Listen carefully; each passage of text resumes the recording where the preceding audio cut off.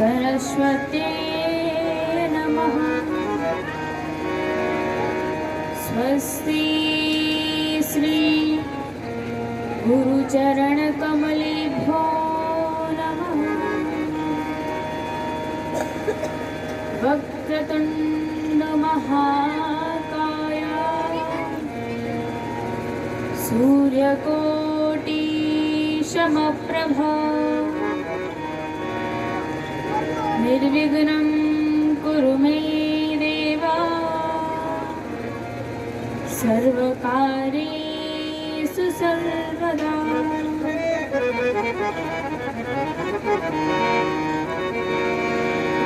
गुरुर्ब्रह्मा गुरुर्विष्णु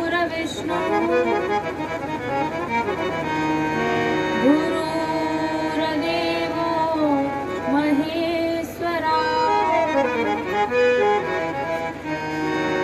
गुरुर्साक्षात् परब्रह्मा तस्मै श्री गुरुवे नमः। कृष्णाय वासुदेवाय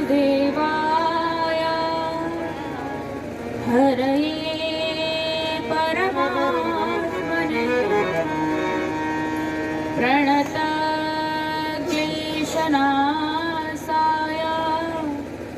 गोविन्दाय नमो नमः।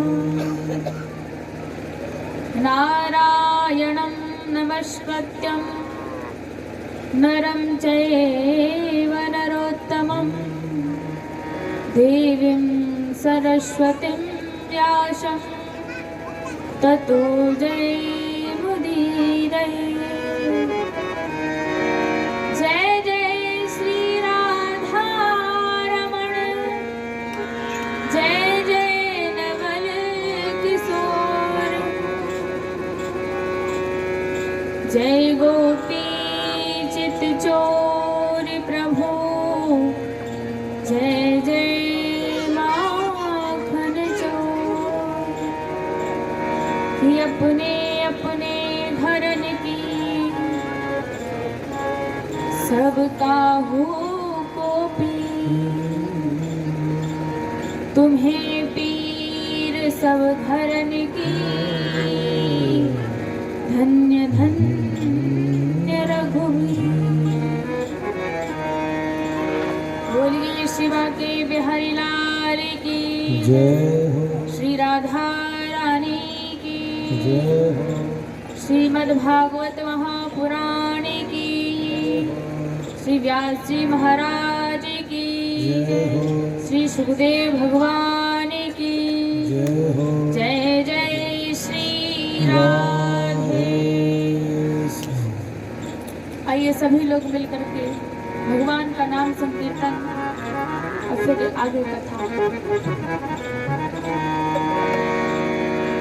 श्री राधे राधे गोविंद गोविंद राधे, श्री राधे राधे गोविंद गोविंद राधे, श्री राधे राधे गोविंद गोविंद राधे, श्री राधे राधे गोविंद गोविंद राधे, श्री राधे राधे गोविंद गोविंद राधे, श्री राधे राधे गोविंद गोविंद राधे, श्री राधे राधे गोविंद गोविंद राधे, श्री राधे राधे गोविंद गोविंद राधे, श्री राधे राधे गोविंद गोविंद राधे, श्री राधे राधे गोविंद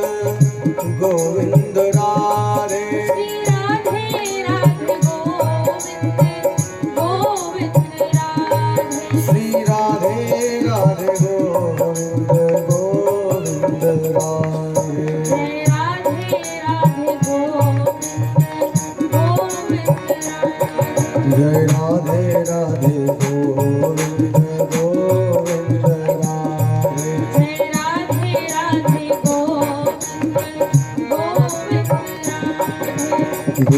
गोविंद राधे गोपाल राधे गोविंद राधे गोपाल राधे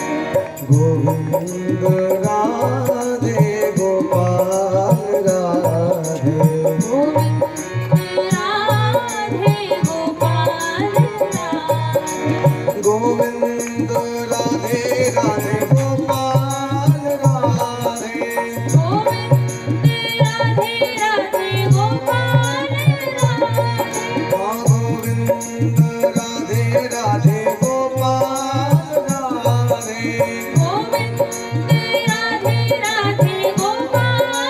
राधे गोविंद राधे गोपाल राधे गोविंद राधे गोपाल राधे ओ गोविंद राधे गोपाल राधे गोविंद राधे गोपाल राधे गोविंद राधे गोपाल राधे गोविंद राधे गोपाल राधे ओ गोविंद राधे गोपाल राधे गोविंद राधे गोपाल राधे जय राधे राधे राधे राधे राधे राधे गोविंद गोविंद राधे जय राधे राधे गोविंद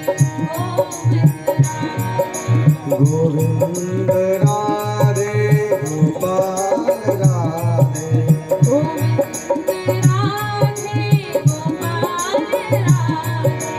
गोविंद राधे गोपाल राधे गोविंद राधे राधे गोपाल राधे गोविंद राधे राधे गोपाल राधे गोविंद राधे राधे गोपाल राधे गोविंद राधे राधे गोपाल राधे गोविंद राधे गोपाल राधे गोविंद राधे गोपाल राधे जय राधे राधे गोविंद गोविंद राधे जय राधे राधे गोविंद जय राधे राधे गोविंद गोविंद राधे जय राधे राधे गोविंद गोविंद राधे गोविंद राधे गोपाल राधे गोविंद राधे गोपाल राधे गोविंद राधे राधे गोपाल राधे हे गोविंद राधे राधे गोपाल राधे हे गोविंद राधे राधे गोपाल राधे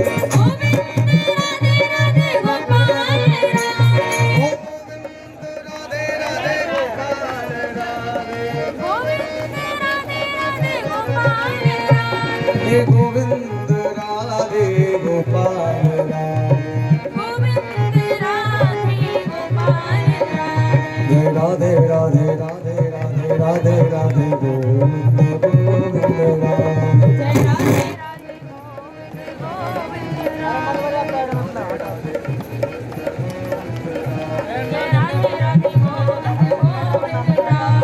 गोविंद राधे गोविंद राधे गोपाल राधे गोविंद राधे राधे गोपाल राधे हे गोविंद राधे राधे गोपाल राधे हे गोविंद राधे राधे गोपाल राधे हे राधे राधे राधे राधे राधे राधे राधे राधे गोविंद गोविंद राधे हे राधे राधे गोविंद गोविंद राधे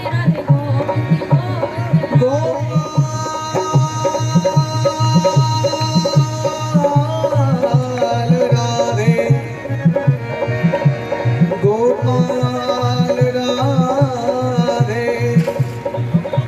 गोपाल राधे गोविंद राधे। बोलिए शिवा के बिहारी लाल की। अकारण करुणा वरुणालय भक्तवांछात कल्पतरु अनंत कोटि ब्रह्मांड नायक मर्यादा पुरुषोत्तम श्री लीला पुरुषोत्तम श्री राम एवं श्री कृष्णचंद्र जी महाराज, श्री राम कथा एवं श्री कृष्ण कथा के परम रसिक श्री हनुमान जी महाराज, कलि पावन अवतार गोस्वामी श्री तुलसीदास जी महाराज, परमहंस शिरोमणि श्री सुखदेव भगवान, अहेतु की कृपा वर्षाने वाले श्री सद्गुरुदेव भगवान, लोकपाल, दिक्पाल, क्षेत्रपाल, स्थान देव, ग्राम देव, वास्तुदेव, विप्र समाज, संत समाज, श्रोता समाज, छोटे छोटे बाल गोपाल, भविष्य के नन्हे पुष्प, वर्तमान की नन्ही कलियां, भक्ति स्वरूपा माताएं और बहनें, सभी को व्यास मंच से सत सत नमन। भगवान की असीम अनुकंपा से, हनुमान जी महाराज की कृपा से, संतों के आशीर्वाद से, श्री सद्गुरुदेव महाराज के दिव्य कृपा प्रसाद से, आप सभी लोगों के आग्रह एवं स्नेह से हम सभी लोग इस पावन भूमि में बैठ करके श्रीमद् भागवत कथामृत का पान कर रहे हैं। आज इस कथा का विश्राम दिवस है। आज ये कथा विश्राम होने जा रही है, समापन होने जा रहा है इस कथा का। हम सभी लोग इस कथा को कहते हैं कि आज कथा समाप्त होने जा रही है, लेकिन कथा कभी समाप्त नहीं होती। जिस दिन कथा समाप्त हो जाएगी उस दिन श्री हनुमान जी महाराज इस धरा को छोड़ करके चले जाएंगे।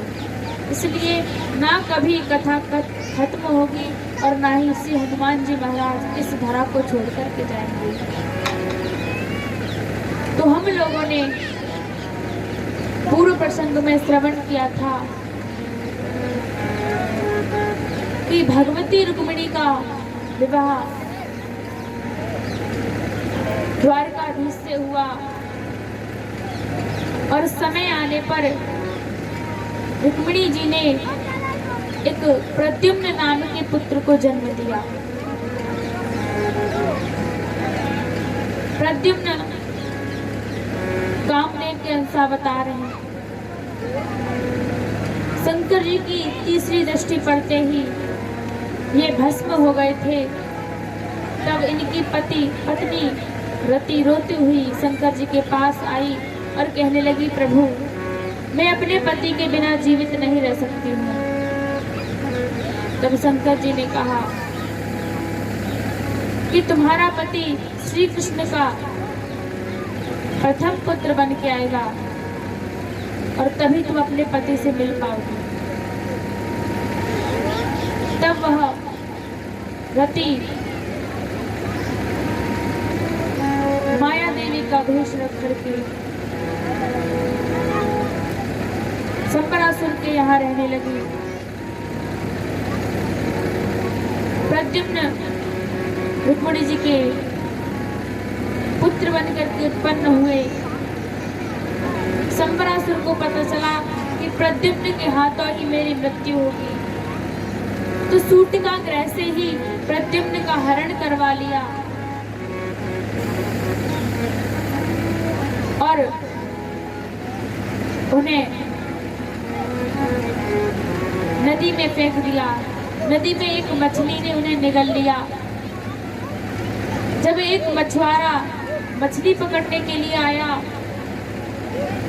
तो उसने उस बड़ी सी मछली को पकड़ लिया और विचार किया, इस मछली को कोई राजा ही ले सकता है, क्योंकि ये मछली बहुत बड़ी है और आसपास तो कोई राजा मांसाहारी नहीं है, केवल संबरासुर है। वह मछुआरा संबरासुर के पास गया, उस मछली को संबरासुर को दे दिया। संबरासुर ने वह मछली मायावती को दे दी। मायावती रसोई में मछली को लेकर गई और जैसे ही मछली को काटा, उसमें एक जीवित बालक निकला। माया देवी उस बालक को लेकर संबरासुर के पास पहुंची और कहा कि हे महाराज, मैं इस बालक का क्या करूं? ये मछली के पेट में से निकला है। तब संबरासुर ने कहा कि इसका लालन पालन तू ही कर। इस प्रकार माया देवी प्रद्युम्न का लालन पालन करने लगी। माँ की तरह प्रेम करती थी। एक बार नारद जी वहां पर आए और कहा कि ये पुत्र कोई और नहीं बल्कि तुम्हारे पति कामदेव है और इस जन्म में ये भगवान द्वारकाधीश के प्रथम पुत्र बनकर उत्पन्न हुए हैं। तो मायावती प्रद्युम्न से पतिवत प्रेम करने लगी। महाराज प्रद्युम्न ने मायावती से कहा कि माँ, मैं तो आपका पुत्र हूँ, फिर आपका प्यार आज बदला बदला सा लग रहा है। तब मायावती ने कहा, तुम मेरे पुत्र नहीं बल्कि मेरे पति हो और यह संबरासुर आपके हाथों ही मारा जाएगा। आप श्री कृष्ण के प्रथम पुत्र बनकर आए थे और इसने आपका हरण कर लिया। ये आपके हाथों ही मारा जाएगा। तब महाराज प्रद्युम्न संबरासुर के पास गए और युद्ध के लिए ललकारा। संबरासुर ने कहा कि तू मेरे ही राज्य में रहकर बल बढ़ रहा है और मुझसे ही युद्ध करेगा। तो महाराज प्रद्युम्न ने कहा कि मैं ही तो तेरा काल हूँ, तो तुझे भी मैं ही मारूंगा। प्रद्युम्न ने ऐसा कहा और संबरासुर से युद्ध करने लगे। युद्ध करते करते संबरासुर मर गया और प्रद्युम्न मायावती के साथ द्वारका आए। द्वारका में रुक्मिणी जी ने प्रद्युम्न को देखा, विचार करने लगी, अगर मेरा भी पुत्र होता वो भी इतना ही बड़ा होता, और हो ना हो ये वही पुत्र है जिसको मैंने अपने गर्भ में धारण किया था। प्रद्युम्न का चेहरा भगवान श्री कृष्ण के जैसा था, तो कोई समझ नहीं पाता था कि प्रद्युम्न है या भगवान श्री कृष्ण है। कभी कभी प्रद्युम्न आते तो माता रुक्मिणी प्रद्युम्न को ही श्री कृष्ण समझकर आसन से खड़ी हो जाती, और कभी अगर श्री कृष्ण आते तो उन्हें प्रद्युम्न समझकर आसन पर बैठी रहती। इस प्रकार से प्रद्युम्न द्वारका में रह रहे हैं। सुखदेव जी ने कहा, महाराज मैंने सुना है भगवान को एक ही मणि 2 जगह से दहेज में मिली, ये सब कैसे हुआ? आप मुझे यह प्रसंग विस्तार से सुनाइए। सुखदेव जी ने कहा कि आसीत संत्राजित सूर्यो भक्तस्य परमा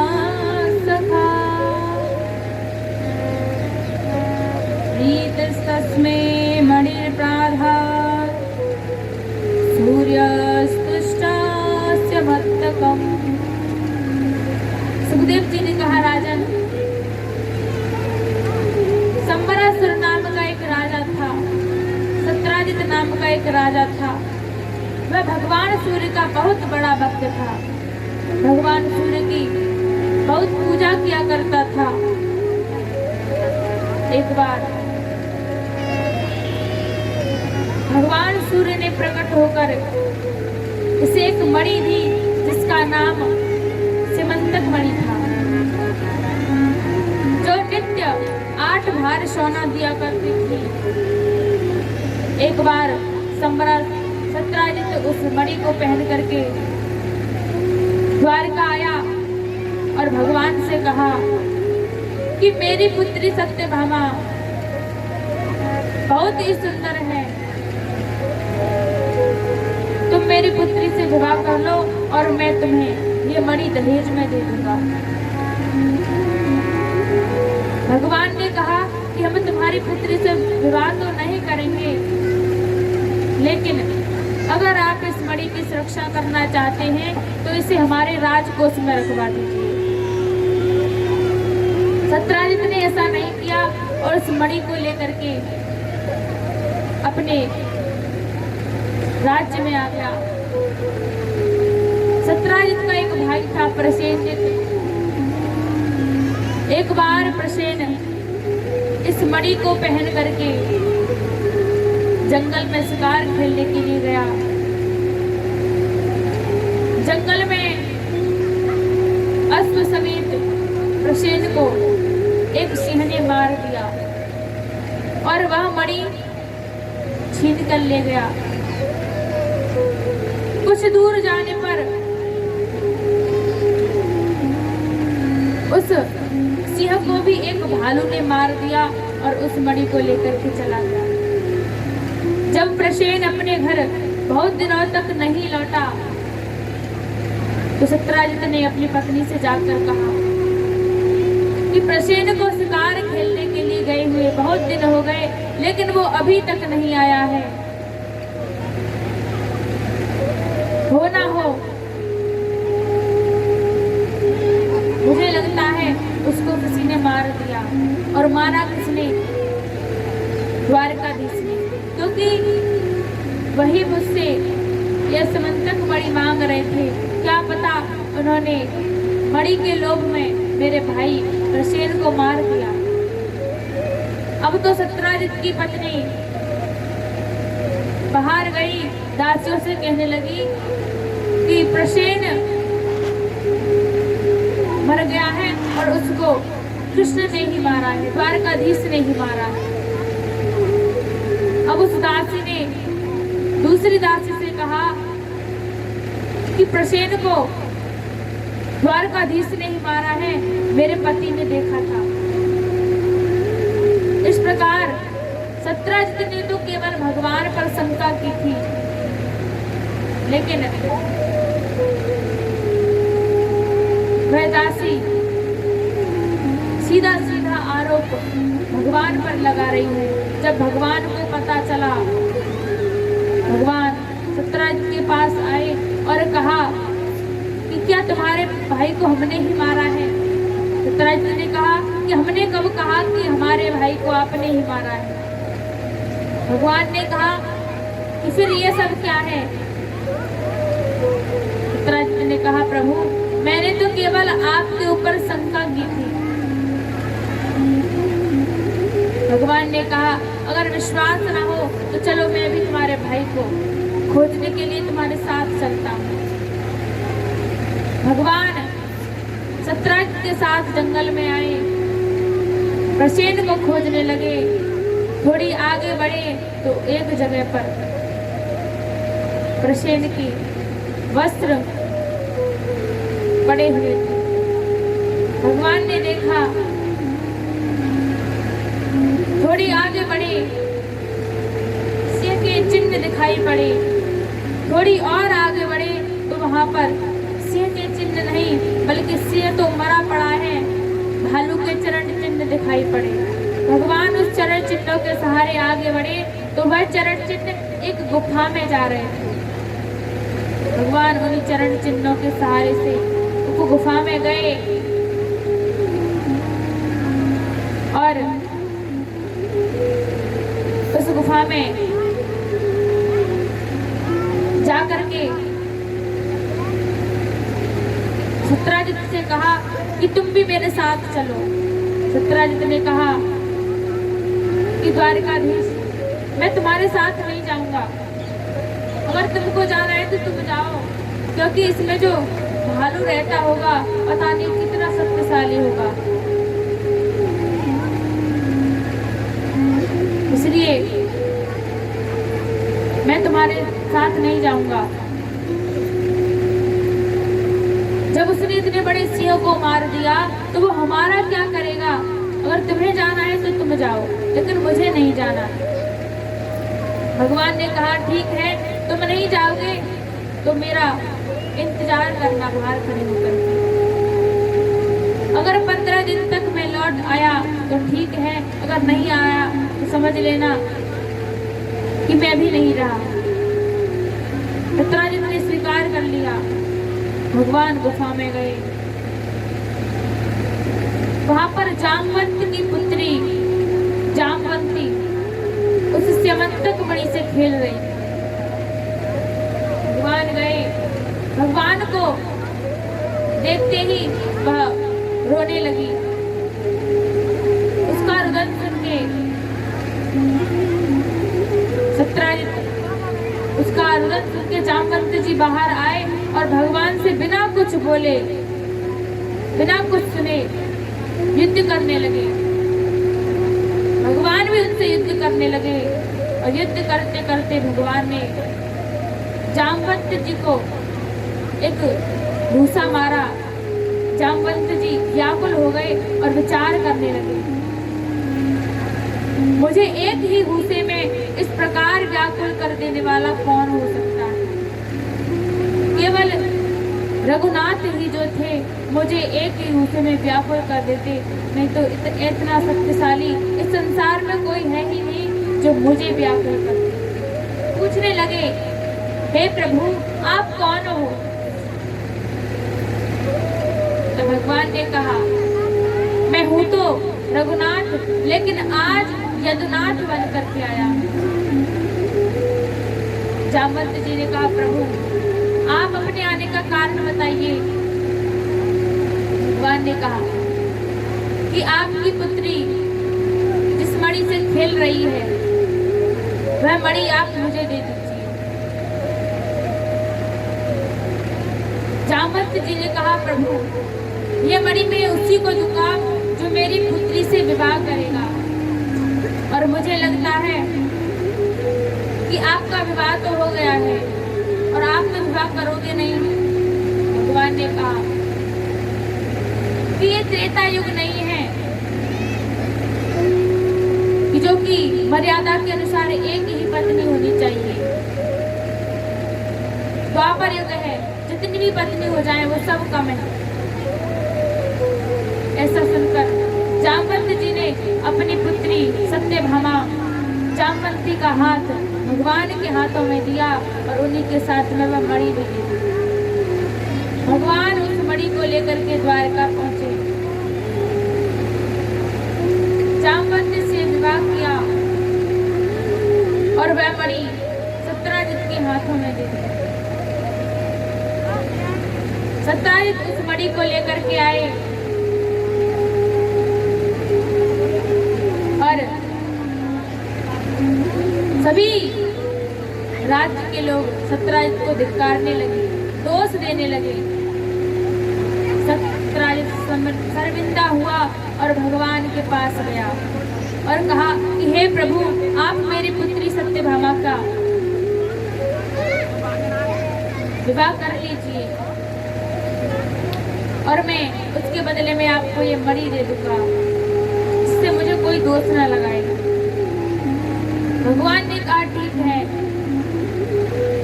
तब सत्यराजित ने अपनी पुत्री सत्यभामा का विवाह भगवान से किया।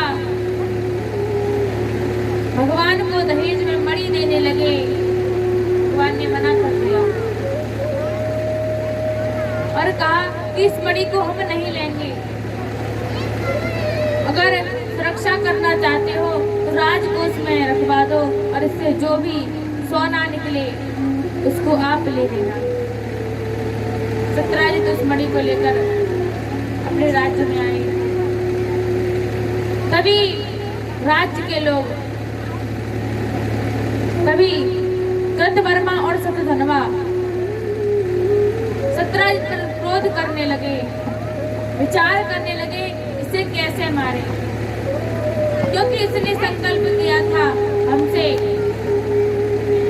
कि हम अपनी पुत्री सत्यभामा का विवाह कृतवर्मा या शतधनवा दोनों में से किसी एक से करेंगे, लेकिन इन्होंने किसी से विवाह नहीं किया और ना ही वह मणि दी है।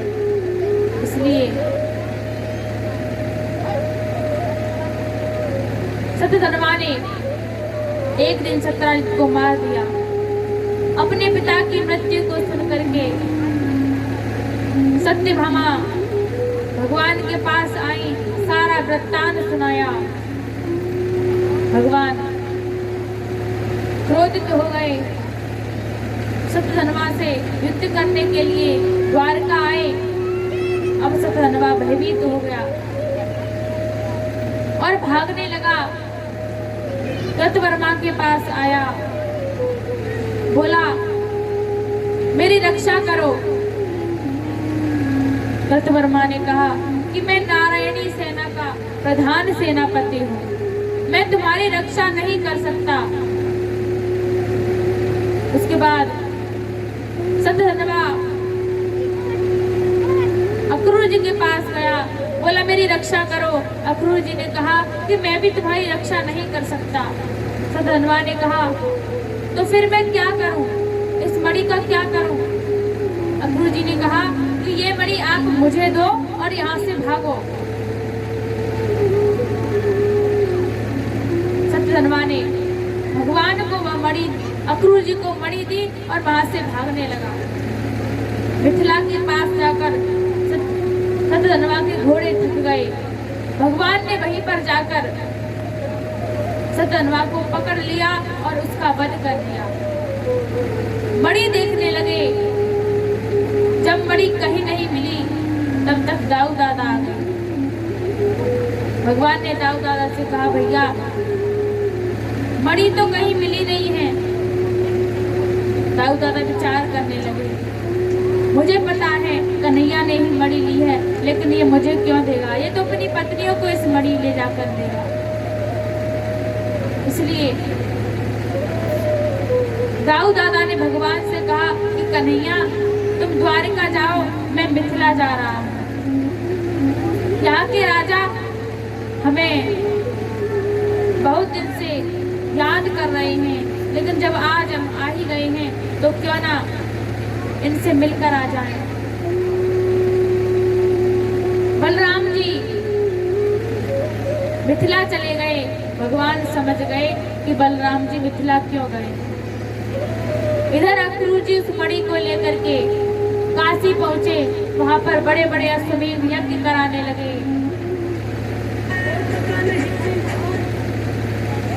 बड़े बड़े यज्ञ कराने लगे, स्वर्ण धन दान देने लगे। भगवान को ज्ञात हुआ, भगवान अक्रूर जी के पास गए और अक्रूर जी के वस्त्रों से उस मणि को निकाल लिया। उसी समय बलराम जी वहां पर आ गए। देखा, अरे मैं तो व्यर्थ में ही कन्हैया को दोषी मान रहा था। ये मणि तो अक्रूर जी के पास थी। अब पछताने से क्या होता है? बिना विचारे जो करे सो पाछे पछताए। काम बिगाड़े आपनो और घर में होत हसाए। काम बिगाड़े आपनो घर में होत हसाए। बलराम जी पछतावा करने लगे कि मैंने अपने भाई को व्यर्थ में दोषी बनाया। एक बार भगवान अर्जुन के साथ यमुना तट पर विचरण कर रहे थे। विचरण करते हुए भगवान ने देखा कि एक स्त्री उसी तट पर बैठ करके तपस्या कर रही है। भगवान ने अर्जुन से कहा कि अर्जुन जाकर के देखो ये स्त्री कौन है। तब भगवान ने अर्जुन को आदेश दिया। अर्जुन उस स्त्री के पास आए और पूछने लगे कि हे देवी, आप कौन हो, तुम्हारा नाम क्या है और यहाँ पर क्या कर रही हो। उस स्त्री ने कहा कि मेरा नाम कालिंदी है, यम की बहन हूँ, इसीलिए मुझे कुछ लोग यमुना भी कहते हैं। मेरे पिता सूर्य हैं और मैं नारायण को अपना पति बनाना चाहती हूँ, इसलिए मैं यहाँ पर तपस्या कर रही हूँ। और मैंने सुना है कि भगवान नारायण नंद बाबा के घर में कृष्ण का अवतार लेकर आए हैं। अब मैं उन्हीं से विवाह करना चाहती हूँ। अर्जुन ये सब सुनकर के भगवान के पास गए और भगवान को सारा वृत्तांत सुनाया। तब भगवान ने कालिंदी से चौथा विवाह किया, पांचवा विवाह नग्नजिति से किया, छठा विवाह सत्या से किया, सातवां विवाह अपनी बुआ सत्यकीर्ति की कन्या भद्रा से किया और आठवां विवाह भद्रसेन की राजकुमारी लक्ष्मणा से किया। इस प्रकार भगवान की 8 पटरानियां हुई। इसके अलावा भगवान की 16,100 रानियां और भी थी। परीक्षित जी ने कहा, गुरुदेव आप हमें भगवान के 16,100 विवाहों की कथा बताइए। तब भगवान सुखदेव ने कहा कि एक बार भगवान विश्राम कर रहे थे, पास में ही भगवती रुक्मिणी भगवान के चरण दबा रही थी। तभी वहां पर नारद जी आए, कल्प वृक्ष का पुष्प लेकर के और उसे भगवान के हाथों में दे दिया। भगवान ने वह पुष्प रुक्मिणी जी के हाथों में दे दिया और नारद जी ये सब देख करके सत्यभामा के पास गए और सत्यभामा से कहा, देवी देखिए, उधर मैं कल्प वृक्ष लाया था, उसे भगवान ने रुक्मिणी जी को दे दिया। मुझे तो लगता है द्वारकाधीश आपसे प्रेम नहीं करते। रुक्मिणी जी ने यह सब सुना और कुप वन में जाकर के बैठ गए। भगवान आए, भगवान ने रुक्मिणी से पूछा, हे देवी, आप इतनी रुष्ट क्यों हो। तब सत्यभामा ने कहा, प्रभु आप मुझसे प्रेम ही नहीं करते। भगवान ने कहा कि हम तो आपसे बहुत प्रेम करते हैं। आप से किसने कहा कि हम आपसे प्रेम नहीं करते। तब सत्यभामा ने कहा, प्रभु नारद जी कल्प वृक्ष का पुष्प लेकर आए थे, आपने उस पुष्प को रुक्मिणी दीदी को दे दिया, लेकिन हमें नहीं दिया, इसलिए आप हमसे प्रेम नहीं करते। तो तुम पुष्प दिया है, लेकिन आपको पूरा कल्प वृक्ष लाकर ही दे देंगे। अब सत्यभामा कहने लगी कि प्रभु कल्प वृक्ष तो मुझे अभी ही चाहिए। भगवान ने कहा कि कल्प वृक्ष यहाँ नहीं है, स्वर्ग में है, उसके लिए मैं स्वर्ग जाना होगा। और तब उस कल्प वृक्ष को लाना होगा। सत्यभामा कहने लगी, प्रभु चाहे कहीं पर भी जाओ लेकिन मेरे लिए उस कल्प वृक्ष को लेकर आओ। भगवान स्वर्ग जाने की तैयारी करने लगे। सत्यभामा कहने लगी, प्रभु हम भी आपके साथ जाएंगे। भगवान सत्यभामा को लेकर स्वर्ग जाने लगे और सत्यभामा से कहा, देवी अगर हम किसी व्यक्ति से कुछ मांगते हैं तो उसके लिए उसे कुछ देना पड़ता है, और जब हम इंद्र से उस कल्प वृक्ष को लेकर के आएंगे तो उन्हें भी उसके बदले में कुछ देना पड़ेगा। और तब भगवान प्राग ज्योतिषपुर पहुंचे, जहां पर भोगासुर नाम का दैत्य रहता था। ये पृथ्वी देवी और 12 भगवान का पुत्र था।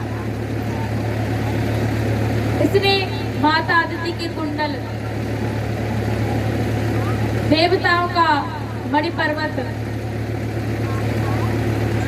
वरुण का छत्र, ये सब छीन लिया था। भगवान ने कहा अगर हम उनको ये सब लौटा करके देंगे तो वो हमें कल्प वृक्ष दे सकते हैं। भगवान प्राग ज्योतिषपुर पहुंचे।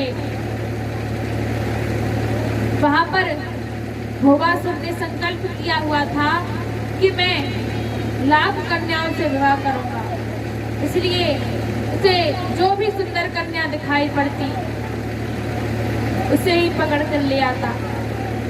अब तक उसने केवल 16,100 कन्याओं को ही एकत्रित कर पाया था, क्योंकि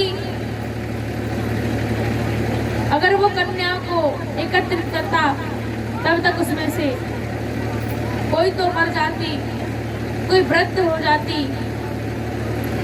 फिर से एकत्रित करता। इस प्रकार उसने केवल 16,100 कन्याओं को ही एकत्रित कर पाया। भगवान प्राग ज्योतिषपुर आए, भोगासुर से युद्ध करने लगे।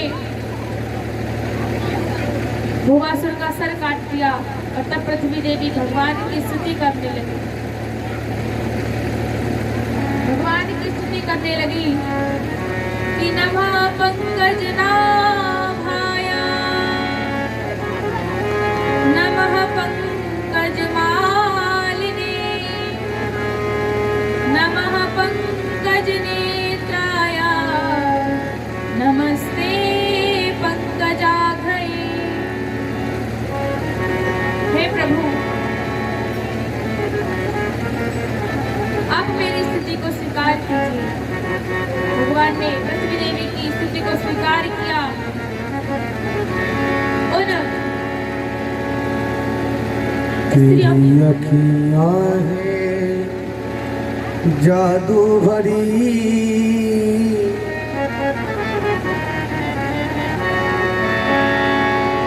तेरी अखियाँ हैं जादू भरी,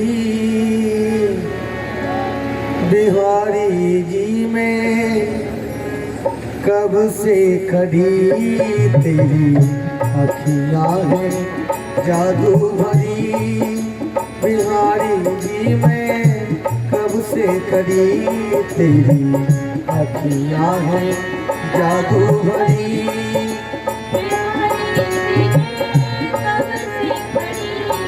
तेरी अखियाँ हैं जादू भरी, बिहारी जी में कब से खड़ी। तेरी अखियाँ हैं जादू भरी, बिहारी जी में कब से खड़ी। सुन लो मेरे श्याम सलोना, तुमने किया क्या मुझ पर टोना।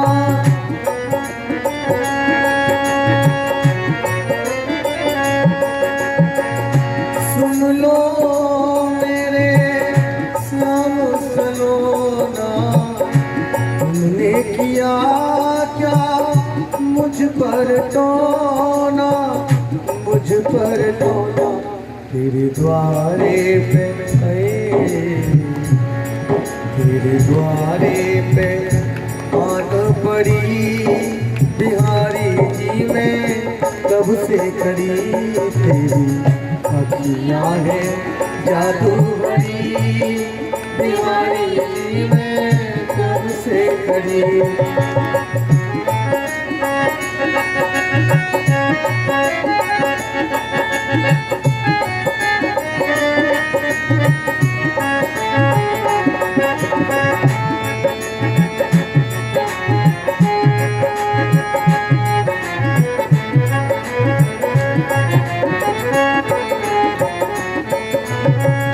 तुम सा ठाकुर और न पाया तो ही से मैंने नेह लगाया।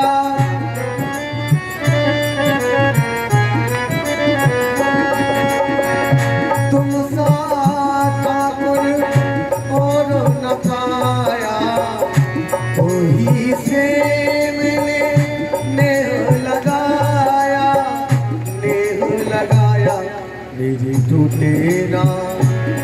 मेरी टूटे ना भजन की लड़ी बिहारी जी में कब से खड़ी तेरी अखियाँ है जादू भरी बिहारी जी में कब से खड़ी।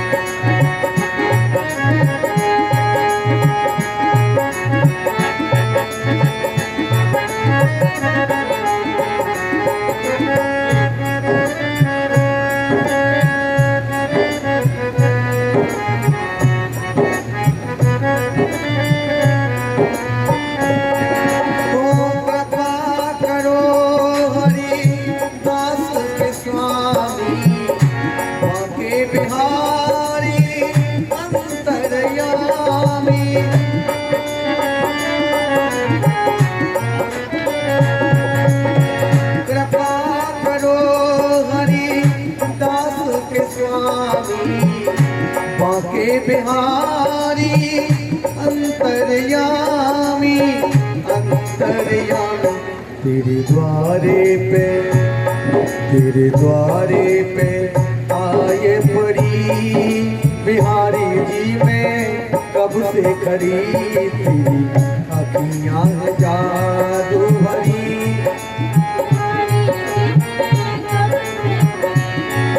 बिहारी जी में कब से खड़ी बिहारी जी में कब से खड़ी तेरी अखियाँ है जादू भरी बिहारी जी में कब से खड़ी तेरी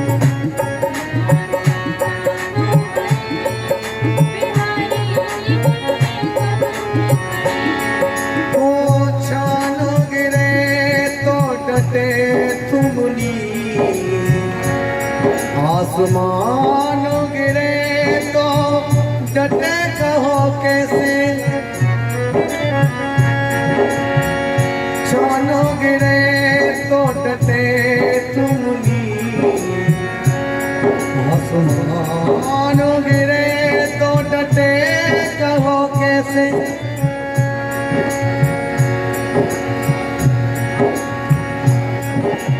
आग लगे तो बुझे जल सो जल में ही लगे तो बुझे कहो कैसे मेरी प्रीत लगी मनमोहन सो उलझी अखियाँ सुलझे कहो कैसे उलझी अखियाँ सुलझे कहो कैसे तेरे द्वारे पे तेरे द्वारे पे आन पड़ी बिहारी जी में कब से खड़ी तेरी अखियाँ है जादू भरी बिहारी जी में कब से खड़ी।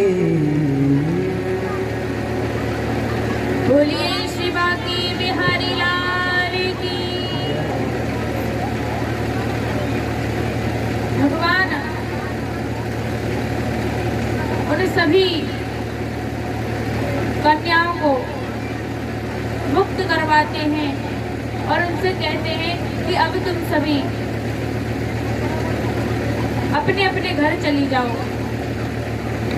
वो कन्या भगवान से कहती हैं, हे प्रभु, हम अपने घर जाएंगे, तो वहां पर हमें ये नहीं पता कि कौन है कौन नहीं है, और फिर अगर हम चली भी जाएं तो हमारा कोई सम्मान नहीं करेगा, क्योंकि हम एक दैत्य के पास रहकर जाएंगे। इसलिए या तो आप हमसे विवाह करें या फिर हमें आत्मदाह की अनुमति दें। भगवान ने कहा कि अभी तो हम आपसे विवाह नहीं कर सकते, लेकिन हम आपको वचन देते हैं जब हमारा कार्य पूर्ण हो जाएगा तो हम आपसे विवाह अवश्य करेंगे। तब तक तुम द्वारका में चली जाओ। भगवान ने उन सभी स्त्रियों को द्वारका के लिए भेज दिया और खुद माँ आता आदिति की कुंडल, वरुण का छत्र, देवताओं का मणि पर्वत लेकर के इंद्र के पास गए और इंद्र से कहा कि हमें कल्प वृक्ष चाहिए। इंद्र ने कहा कि कल्प वृक्ष स्वर्ग की संपदा है, वो हम आपको कैसे दे सकते हैं। भगवान ने कहा कि हम उसके लिए आपके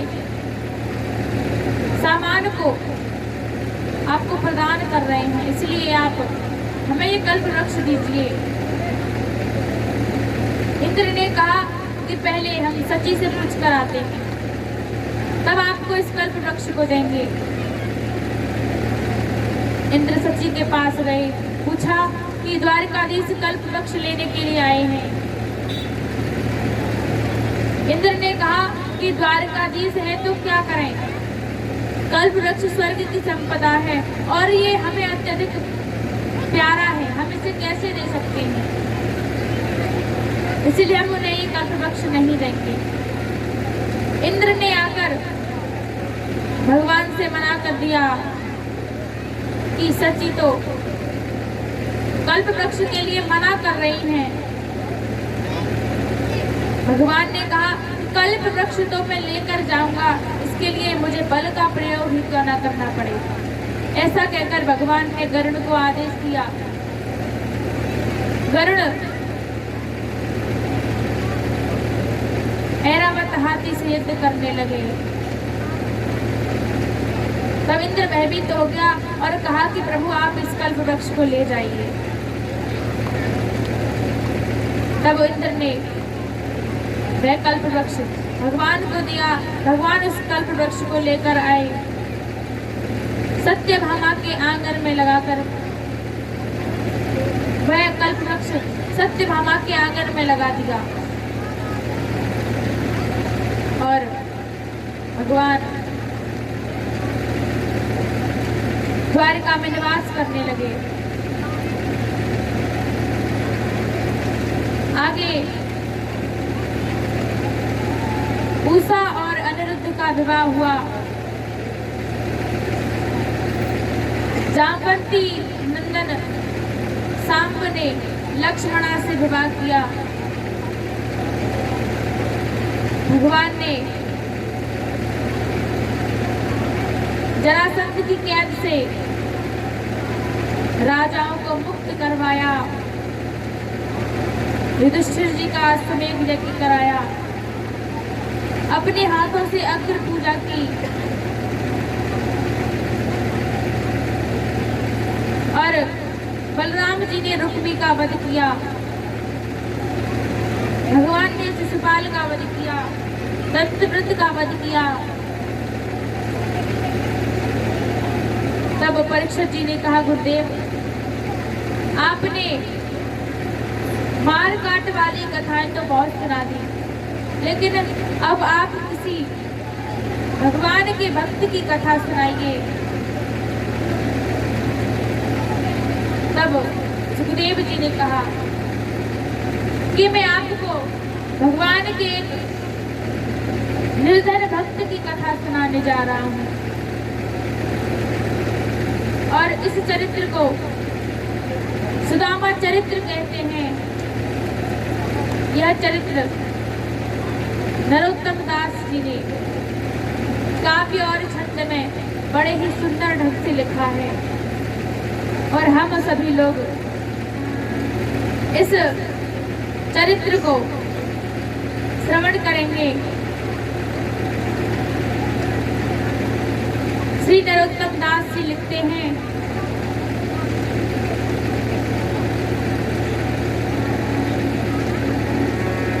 कि विप्र सुदामा बसत है सदा अपने धाम, और भिक्षा कर भोजन करे, ये जपे हरि नाम। भिक्षा कर भोजन करे, ये जपे हरि नाम। भिक्षा कर भोजन करे, ये जपे हरि नाम।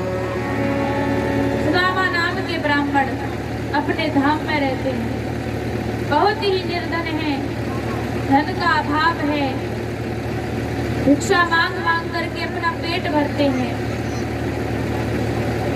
और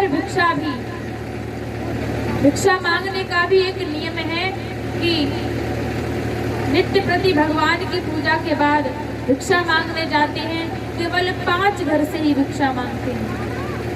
अगर उन 5 घरों से कुछ नहीं मिला तो फिर खाली पेट ही जल पीकर सो जाते हैं, लेकिन छठे घर भिक्षा मांगने नहीं जाते। अगर उन 5 घरों में से एक ही घर में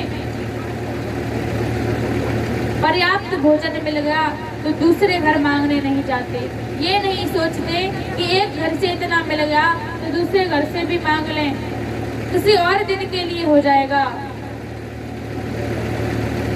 वो केवल इसी नियम से भिक्षा मांगते हैं। एक बार सुदामा जी की पत्नी है सुशीला जी, एक बार सुदामा जी ने बात बात में ही सुशीला जी से कह दिया कि श्री द्वारकाधीश हमारे मित्र हैं, कि कहे सुदामा एक दिन कृष्ण हमारे मित्र, करत रहत उपदेश दिया ऐसो परम विचित्र। करत रहत उपदेश दिया ऐसो परम विचित्र। सुदामा जी एक गृहस्थ की तरह अपना जीवन यापन करते हैं, हर समय श्री हरि चर्चा करते रहते हैं। ऐसी परम विचित्र स्थिति है। एक बार भगवान ने विचार किया, सुदामा जी परम संतोषी हैं, ये कभी ये नहीं सोचते कि हम इनके मित्र हैं तो ये हमारे पास आ जाएं। ये धन की लालसा भी नहीं रखते हैं। अगर ये ऐसे ही करते रहे तो बहुत ही इन्हें कष्ट होगा। तब भगवान एक ब्राह्मण का वेश धारण करके सुदामा जी के घर भिक्षा मांगने के लिए आए और द्वार पर खड़े होकर के भिक्षाम देही करने लगे। सुशीला जी बाहर निकल कर आई और ब्राह्मण बने हुए भगवान से कहा कि हे ब्राह्मण देवता, हमारे घर भिक्षा नहीं है, हम आपको भिक्षा नहीं दे सकते। भगवान ने कहा आप हमें भिक्षा क्यों नहीं दे सकती? तब सुशीला जी ने कहा कि हमारे घर में सूतक लगा हुआ है। भगवान ने कहा कि सूतक 2 प्रकार के होते हैं, एक जनना शौच और एक मरना शौच। आपके घर में कौन सा सूतक लगा हुआ है? भगवान इस प्रकार सुशीला जी से पूछ रहे हैं तो सुशीला जी ने कहा कि हमारे घर निर्धनता का सूतक लगा हुआ है,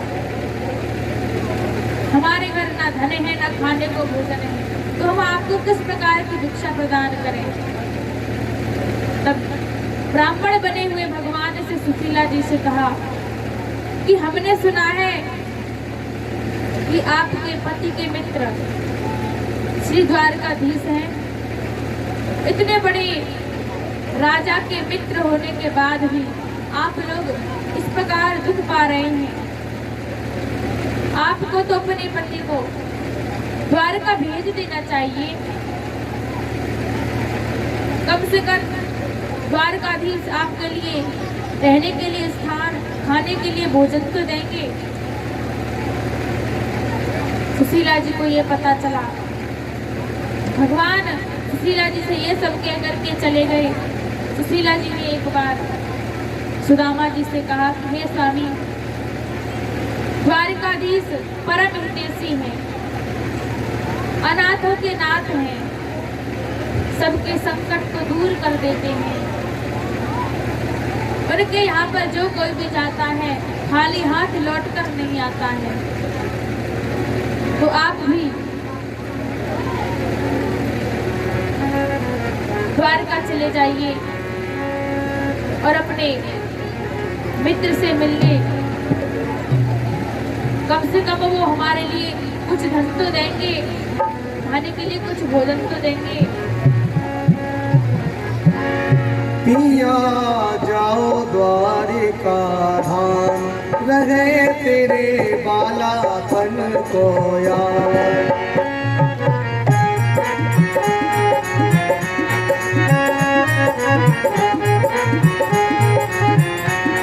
ओ पिया जाओ द्वारिका धाम, रहे तेरे बालापन को याद।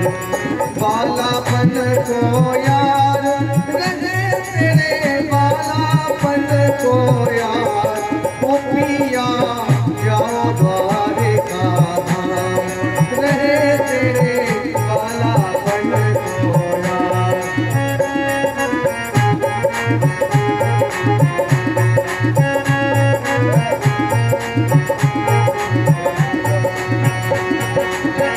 बालापन को यार, रहे तेरे बालापन को यार। हाँ, बालापन को यार, रहे तेरे बालापन को यार। ओ पिया जाओ द्वारिका धाम, रहे तेरे बालापन को यार।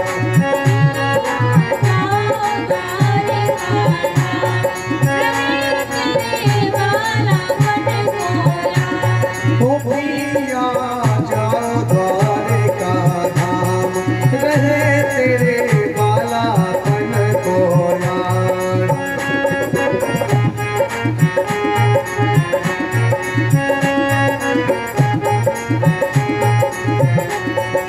हो बालापन को यार, रहे तेरे बालापन को यार। हाँ, बालापन को यार, रहे तेरे बालापन को यार।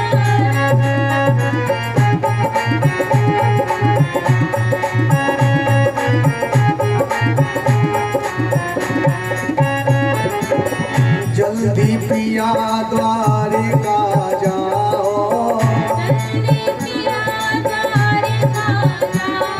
ओ दिल में बिल्कुल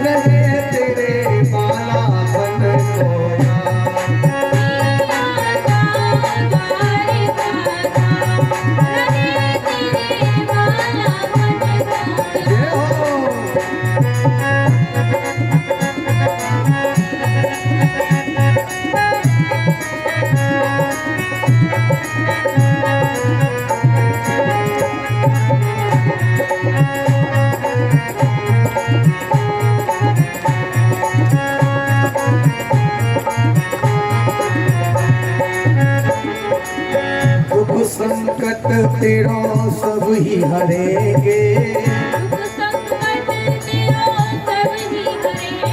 ओ दुख संकट तेरा पल में हरेंगे,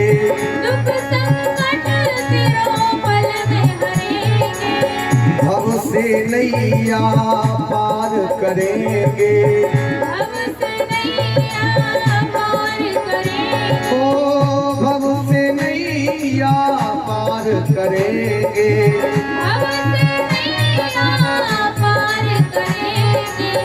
दीन दयाल कहे कृष्ण से हे जग पालनहार, दीन दयाल कहे कृष्ण से हे जग पालनहार, ओ पिया जाओ द्वारिका धाम, रहे तेरे बालापन को याद,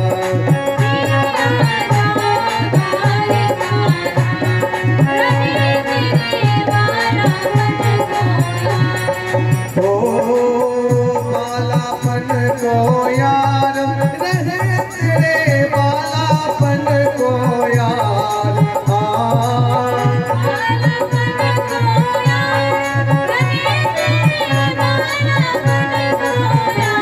ओ पिया जाओ द्वारिका धाम, रहे तेरे बालापन को यार,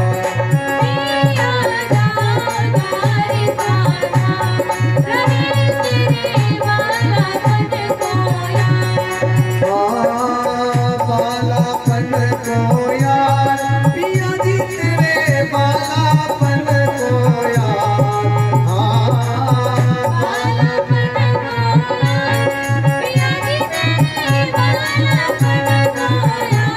ओ पिया जाओ द्वारिका धाम, रहे तेरे बालापन को यार,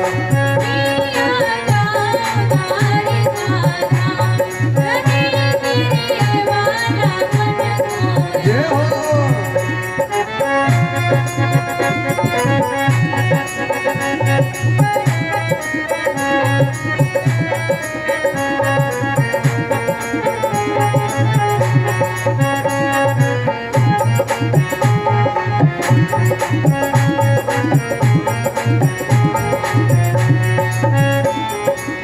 श्री कृष्ण है अंतर्यामी, ओ पूर्ण ब्रह्म जगत के स्वामी, हाँ श्री कृष्ण है अंतर्यामी,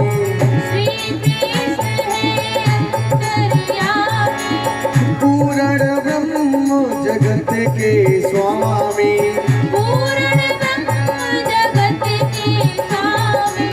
बिछुड़े यार ते मिलो पिया जी तुम्हें है रही बहुत आवाज, बिछुड़े यार से मिलो पिया जी में तो कह रही बारंबार, ओ पिया जाओ द्वारिका धाम,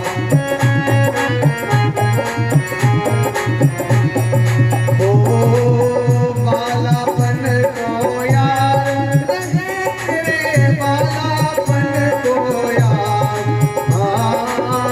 बालापन को यार, रहे तेरे बालापन को यार, ओ पिया जाओ द्वारिका धाम, रहे तेरे बालापन को यार, रहे तेरे बालापन को यार, रहे तेरे बालापन को यार, रहे तेरे बालापन को यार। बलवान की बेहलाल की प्रेम से बोलना पड़ेगा। इसी के चलते कुछ दानदाताओं के नाम पप्पू टेलर जी जो बरामई से, इन्होंने भगवान की कथा में 201 रुपये का दान दिया है। कुमार पाल सिंह जी जो बरामई से, इन्होंने भगवान की कथा में 1000 रुपये का दान दिया है। बीके चक्की वाले जो बराबई से हैं, इन्होंने भगवान की कथा में 501 रुपए का दान दिया है।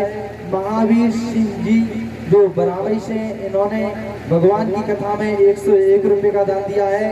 प्रेमपाल सिंह जी जो कि व्यास जी के फूफा जी हैं, इन्होंने भगवान की कथा में 1100 रुपए का दान दिया है। जो नगला सलीम से हैं, छोटे लाल जी हुडाई से हैं, इन्होंने भगवान की कथा में 1100 रुपए का दान दिया है। राहुल दूधिया जो बराबई से हैं, इन्होंने भगवान की कथा में 1101 रुपए का दान दिया है। सोनू सनोक महावीर से हैं, जो कि बराबई से हैं, इन्होंने भगवान की कथा में 101 रुपए का दान दिया है। मनोज कुमार सनोक महावीर सिंह, इन्होंने भगवान की कथा में 201 रुपए का दान दिया है। सोमेश कुमार जी जो कमालपुर से आए हुए हैं, इन्होंने भगवान की कथा में 1100 रुपए का दान दिया है। सत्येंद्र दादा सनोक उदयवीर सिंह बराबई से हैं, इन्होंने भगवान की कथा में 201 रुपए का दान दिया है। विजय जो कि बराबई से हैं, इन्होंने भगवान की कथा में 251 रुपए का दान दिया है। 50 रुपए का गुप्त दान आया है। नरेश काका जी, इन्होंने भगवान की कथा में 500 रुपए का दान दिया है और 500 रुपए का दान गुप्त दान आया है। 501 रुपए का दान जुगल किशोर जी ने दिया है, जो बराबई से हैं। इन सभी दाताओं के लिए जोरदार ताली गर्दन के साथ वंदना अभिनंदन करेंगे। बोलो वाकी बिहारी लाल की, राधा रानी की। बोलिए श्री वृंदावन बिहारी लाल की जय।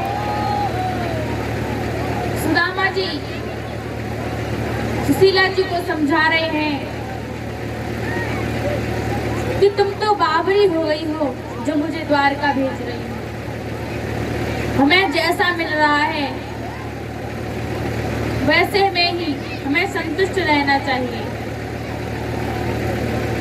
क्योंकि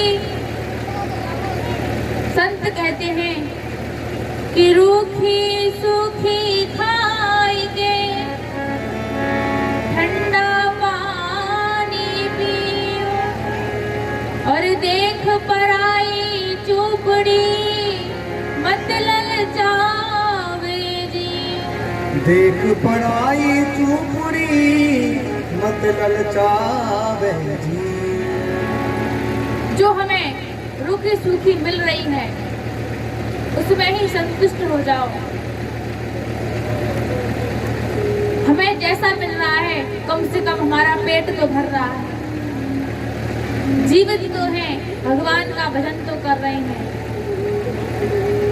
ये उपदेश मुझे मत दो कि मैं द्वारका चला जाऊं। मैं द्वारका नहीं जाऊंगा। कि शिक्षक हो सिगरे जग को, अब ताको कहाँ तुम देते हो शिक्षा। शिक्षक हो सगरे जग को, अब ताको टीका देते हैं शिक्षा। ते जप ते परिलोक सुधारक, संपत्ति की तिनकी नहीं इच्छा। संपत्ति की तिनकी नहीं इच्छा। संपत्ति की तिनकी नहीं इच्छा। मेरे ही हरि के पद पंकज, मेरे ही हरि के पद पंकज। तुम्हारे हजार ले देख परीक्षा। ब्राह्मण को धन चाहिए केवल, ब्राह्मण को धन केवल भिक्षा। औरन को धन चाहिए बावरी, बामन को धन केवल भिक्षा। औरन को धन चाहिए बावरी, बामन को धन केवल शिक्षा। अरे शिला, तुम तो बावरी हो गई हो जो कि मुझे द्वारका भेज रही हो। मुझे द्वारका मत भेजो। औरों को धन चाहिए और सब लोग धन पाकर सुख रह सकते हैं, लेकिन ब्राह्मण का धन केवल भिक्षा है। इसलिए हम तो भिक्षा मांग कर ही अपना जीवन यापन करेंगे। सुशीला जी कहने लगी कि स्वामी, मैं आपको द्वारका जाने के लिए कभी नहीं कहती, लेकिन जब से मेरा विवाह हुआ है, इस घर से टूटा तवा और फूटी कठौती अभी तक नहीं गई है। इसलिए मैं आपसे द्वारका जाने को कह रही हूँ। आप द्वारका चले जाओ। चलो कुछ मांगना मत, लेकिन तुम्हारे बचपन के मित्र हैं, उनसे जाकर भेंट तो कर लो। सुदामा जी ने कहा कि तुम बार बार कह रही हो द्वारका चले जाओ, द्वारका चले जाओ। वहां द्वारका में कृष्ण से बड़े बड़े राजा महाराजा मिलने के लिए आते हैं, तो वो तो कृष्ण से मिल नहीं पाते, फिर मैं कैसे कृष्ण के पास जा पाऊंगा, उससे भेंट कर पाऊंगा। और चलो मान लिया चले भी जाओ, बड़े कहते हैं कि कई स्थानों पर खाली हाथ नहीं जाना चाहिए, कुछ ना कुछ अपने साथ लेकर जाना चाहिए। राजा, मित्र, गुरु और पुत्री, इनसे कबहू, राजा, मित्र, गुरु और बेटी, इनसे कबहू न खाली भेटी। राजा के यहाँ जाओ, मित्र के यहाँ जाओ, अपने गुरु से मिलने जाओ, या अपनी बेटी के पास जाओ, कुछ ना कुछ लेकर जाओ। और मैं भी अपने मित्र के पास जा रहा हूँ, मेरे पास भेंट देने के लिए तो कुछ है नहीं, फिर मैं कैसे जाऊं? तब सुशीला जी ने कहा कि स्वामी, अगर मैं आपको कहीं से भेंट का प्रबंध कर दूं, तो क्या आप जा सकते हो? तो सुदामा जी ने कहा कि तुम भेंट कहाँ से लेकर आओगी, घर में कुछ है नहीं, तो कहाँ से लाओगी? सुशीला ने कहा, स्वामी, मैं पड़ोस से कुछ न कुछ अभी मांग कर लाती हूँ, और आप उसी को लेकर के अपने मित्र द्वारकाधीश से मिलने के लिए चले जाना। सुशीला जी अपनी पड़ोसिन के पास में गई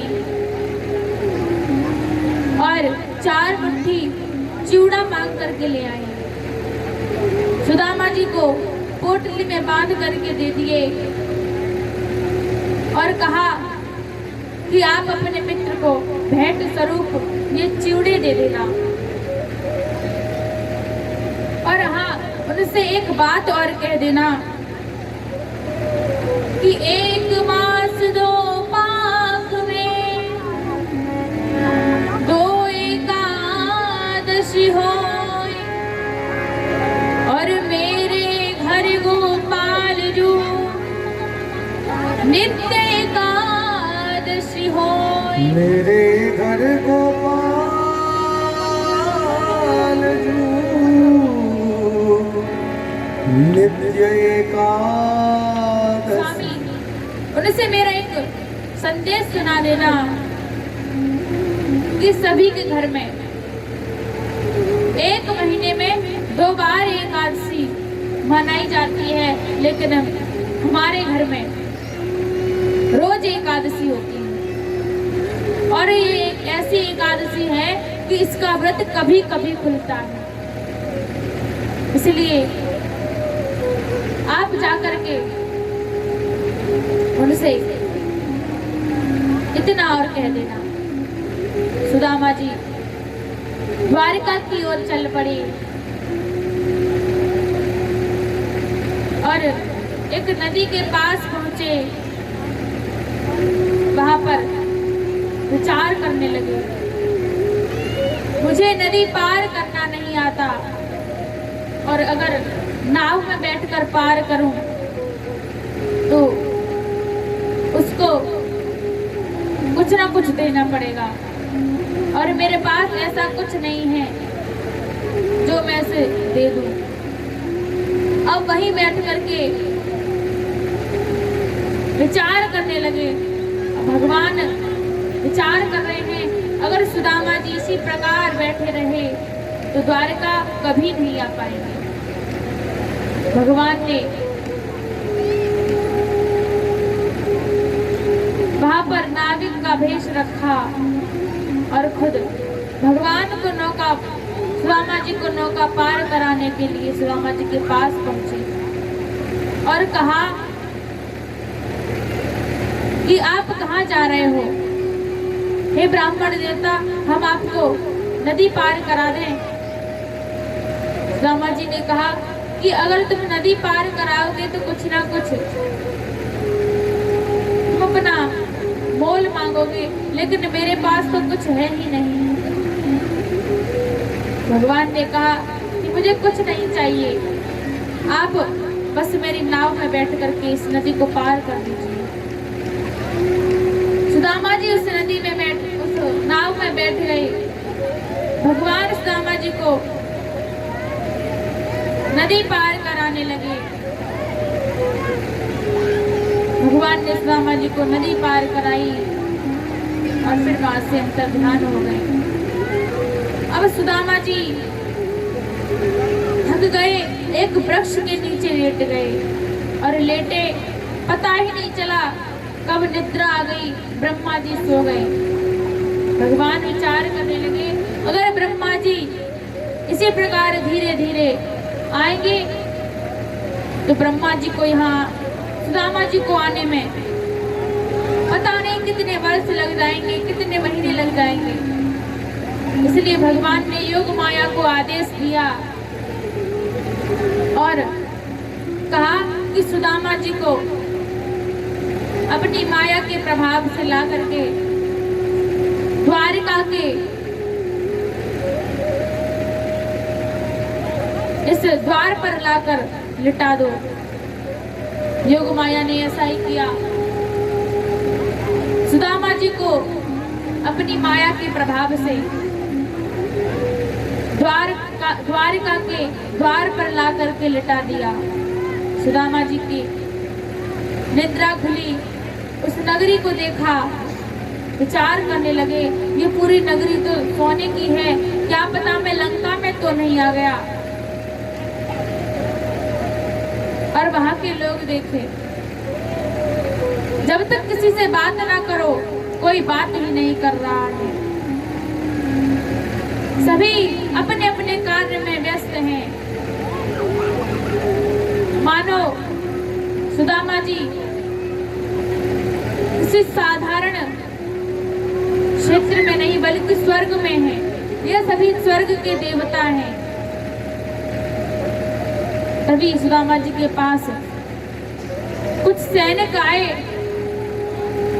और सुदामा जी से कहने लगे, हे ब्राह्मण देवता, आप कहाँ जाना चाहते हो? सुदामा जी ने कहा कि ये तो हम आपको बाद में बताएंगे, लेकिन ये बताइए इस नगरी का नाम क्या है? उन सैनिकों ने कहा, आए नगरी नाम न द्वारिकापुरी है। अब सुदामा जी भयभीत हो गए, अपने माथे पर हाथ मारा और कहने लगे, हे राम, द्वारका भी 6 है, अब मैं किस द्वारका को कृष्ण की द्वारका समझूं?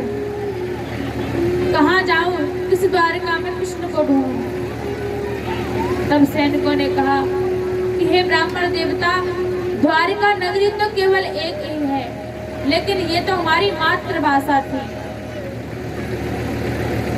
सुदामा जी ने कहा, चलो तो ठीक है, लेकिन हमें कृष्ण से मिलने जाना है।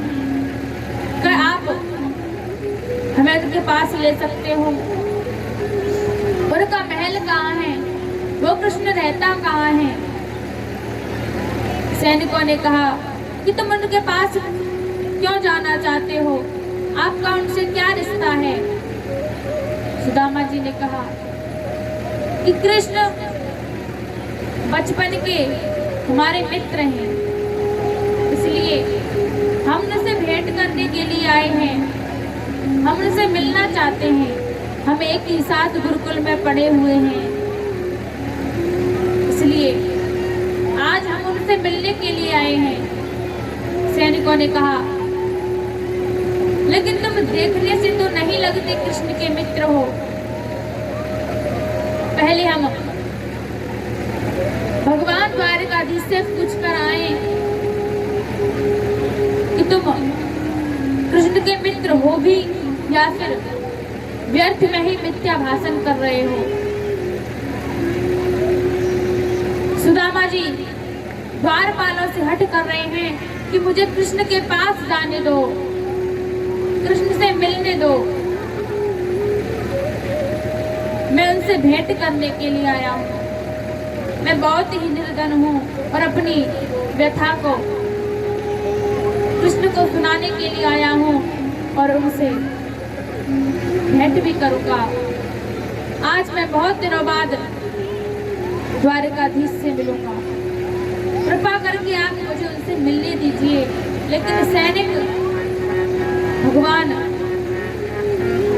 से पूछने के लिए गए हैं और सुदामा जी को अंदर नहीं आने दे रहे हैं। बार बार धक्के मार मार करके द्वार से बाहर निकाल देते हैं। सुदामा जी फिर से उनके हाथ पैर जोड़ने लगते हैं, लेकिन सैनिक सुदामा जी को अंदर नहीं आने दे रहे हैं। और सुदामा जी कह रहे हैं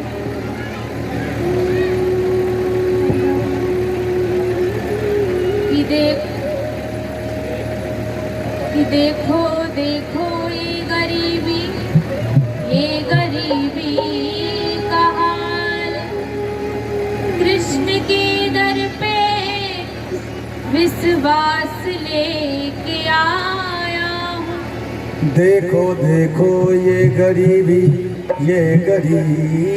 का हाल, कृष्ण के दर पे विश्वास लेके आया।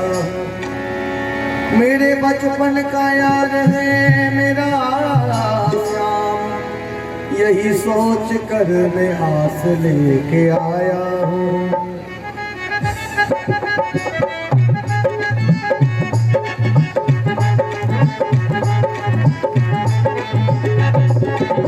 अरे द्वारपालो कन्हैया से कह दो, अरे द्वारपालो कन्हैया से कह दो, मिलने सका बदनसीबा गया है।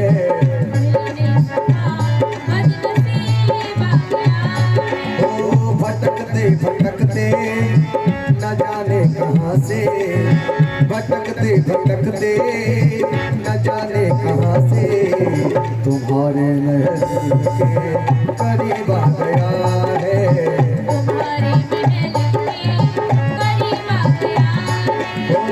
अरे द्वारपालो कन्हैया से कह दो, अरे द्वारपालो कन्हैया से कह दो, मिलने सदा करीब आ गया है।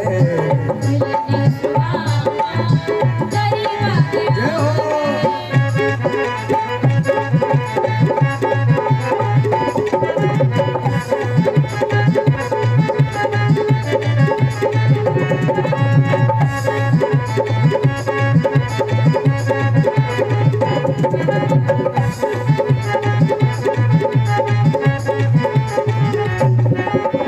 न सर पे पगड़ी न तन पे जामा, बता दो कन्हैया को नाम है सुदामा, बता दो कन्हैया को नाम है सुदामा। न सर पे पगड़ी न तन पे जामा, बता दो कन्हैया को नाम है सुदामा। न सर पे पगड़ी न तन पे जामा, बता दो कन्हैया को नाम है सुदामा, बता दो कन्हैया को नाम है सुदामा।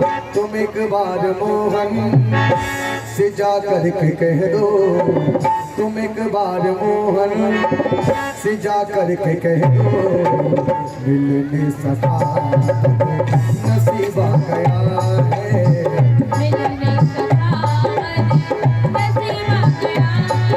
ओ भटकते भटकते न जाने कहाँ से, भटकते भटकते न जाने कहाँ से, तुम्हारे करीब आ गया है। हमारी करीब आ गया है।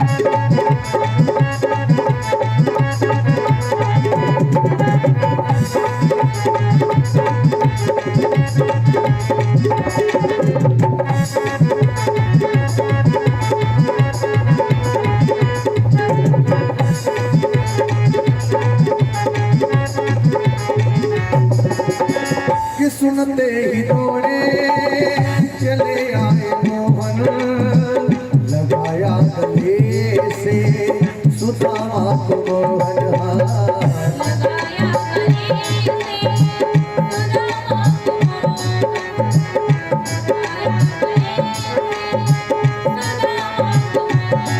को सुनते ही दौड़े चले आए मोहन, लगाया गले से सुदामा को मोहन।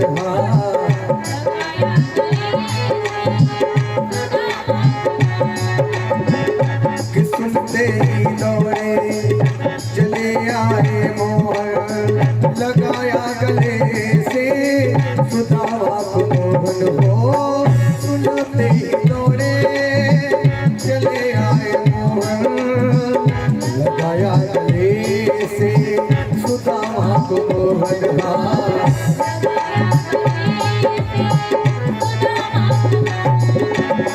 न घबराओ प्यारे मगर तुम सुदामा, न घबराओ प्यारे मगर तुम सुदामा, खुशी का समा तेरे करीब आ गया है।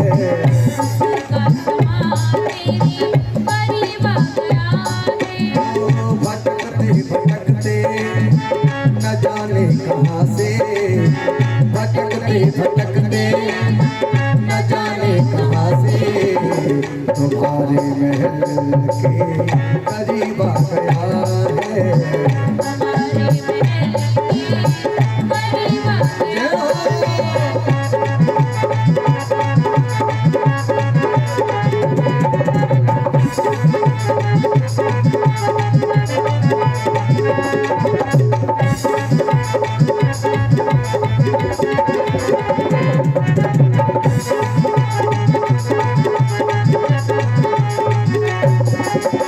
बराबर में अपने सुदामा बिठाए, चरण आंसुओं से श्याम ने धुलाए।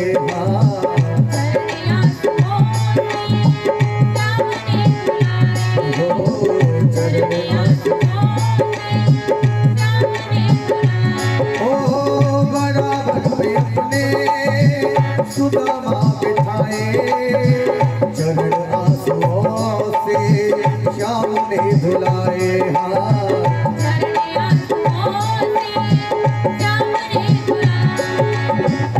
बराबर में अपने सुदामा बिठाए, चरण आंसुओं से श्याम ने धुलाए। हो बराबर में अपने सुदामा बिठाए, चरण आंसुओं से श्याम ने धुलाए।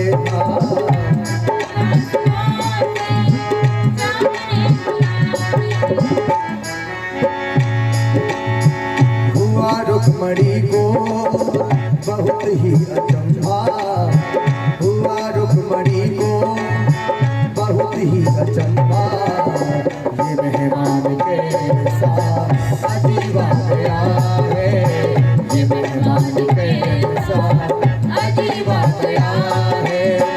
भटकते भटकते न जाने कहाँ से, भटकते भटकते न जाने कहाँ से, तुम्हारे महल के करीब आ गया है। तुम्हारे महल के करीब आ गया है, तुम्हारे महल के करीब आ गया है।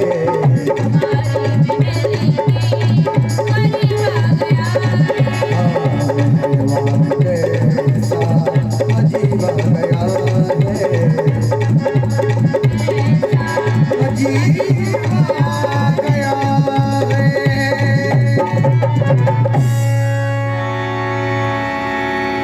सुदामा जी सैनिकों से अनुरोध कर रहे हैं कि मुझे अपने मित्र द्वारकाधीश से मिलने दो,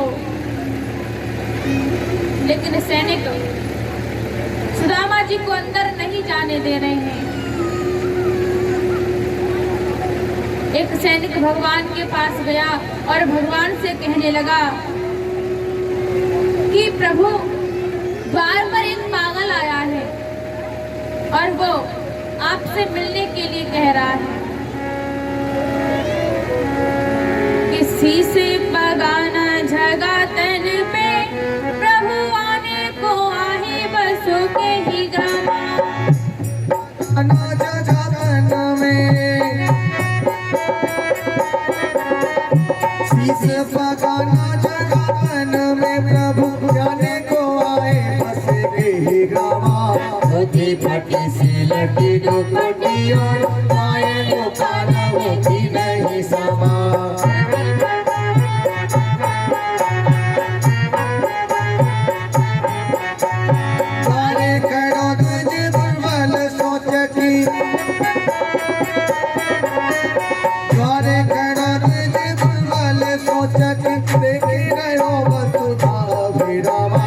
पूछत दीन दयालो को नाम बतावत आपनो नाम सुदामा। पूछत दीन दयालो को नाम बतावत आपनो नाम सुदामा। हे प्रभु, एक पागल आया है, ना उसके तन पर वस्त्र है, ना सर पर पगड़ी है, और वो अपना नाम सुदामा पांडे बता रहा है।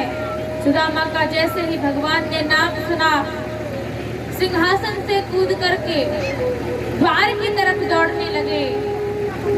रुक्मिणी जी ने देखा, विचार करने लगे। द्वारकाधीश से मिलने के लिए ब्रह्मा जी, शंकर जी, नारद जी इन सबको आते देखा है। उनके सामने तो भगवान इस प्रकार का कृत्य नहीं करते, लेकिन आज एक सुदामा नाम का मित्र कैसा है जिसके लिए भगवान अपने तन का भी ध्यान नहीं कर पा रहे हैं, उसके लिए पागलों की तरह दौड़ रहे हैं। ये कौन सा मित्र है? भगवान द्वार पर पहुंचे, सुदामा जी को देखा, अपने हृदय से लगा लिया। सुदामा जी भगवान को गले से लगाए हुए हैं, विचार कर रहे हैं कि कन्हैया बहुत कोमल है, अगर मैं इसे कस के दबाऊंगा तो कहीं मेरी ये हड्डी इसको चुभ ना जाए। भगवान भी विचार कर रहे हैं। सुदामा जी इतने कोमल हैं, इतने निर्बल हैं, अगर मैं इनको कस के दबाऊंगा तो कहीं इनको पीड़ा ना हो जाए। इस प्रकार दोनों मित्र विचार करते हुए गले लग रहे हैं। भगवान सुदामा जी को लेकर अपने महल में आए, सिंहासन पर बिठाया और अपने आंसुओं से सुदामा जी के पैरों को धोने लगे। और उनके हाथ जब सुदामा जी की विवाहियों पर पहुंचे, देखा सुदामा जी के बहुत बड़े बड़े छाले हैं और उन्हें अपने अश्रुपूरित नेत्रों से भगवान सुदामा जी के चरण धो रहे हैं। भगवान ने सुदामा जी को स्नान कराया, सुंदर वस्त्र आभूषण धारण कराए, भोजन करवाया। भगवान की सभी पत्नियां सुदामा जी के चरण स्पर्श के लिए आई। सुदामा जी ने सबको आशीर्वाद दिया और एक बार भगवान और सुदामा जी वार्तालाप कर रहे थे। सुदामा जी ने कहा, कन्हैया तूने इतने विवाह कर लिए, लेकिन तूने किसी भी विवाह में मुझे नहीं बुलाया। भगवान ने कहा कि मेरे विवाह इतने हुए तो, लेकिन सब लाओ भगाओ की स्थिति में हुए, कोई भी विवाह शांति से नहीं हो पाया, इसलिए मैंने तुम्हें नहीं बुलाया। लेकिन तुमने क्यों नहीं बुलाया? सुदामा जी ने कहा, कन्हैया तुझे तो पता है कि मेरे पास ना धन है, न खाने के लिए खुद के लिए भोजन है, तो मैं तुझ जैसे राजा को कैसे अपने विवाह में बुलाता? मेरे पास तो कुछ भी नहीं है।